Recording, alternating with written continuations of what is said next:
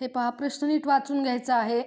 प्रश्न आहे, एका घड्याळात 2:40 झाली आहेत, तर तास काटा व मिनिट काटा यांच्यामध्ये किती अंशाचा कोन होईल? तर आपल्याला घड्याळाच्या काट्यातील अंशाचा कोन काढायचा आहे. सर्वप्रथम काय करायचं, मग तासाला 30 ने गुणावे आणि मिनिटांना 5.5 ने गुणावे.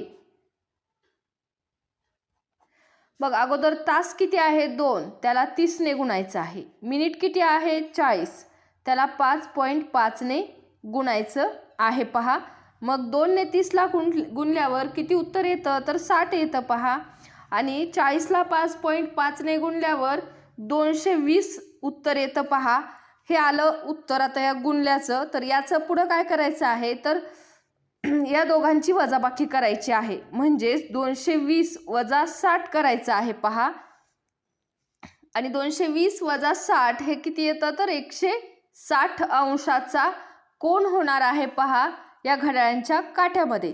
प्रोसेस नीट लक्षात घ्यायची आहे, पद्धत नीट लक्षात घ्यायची आहे.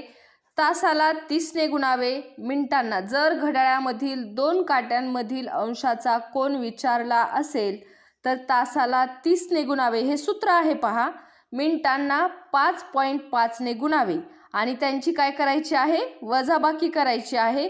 आणि येणारं उत्तर हे काय असणार आहे, अंशाचा कोन. तर 160 अंशाचा कोन तयार होतो. पहा.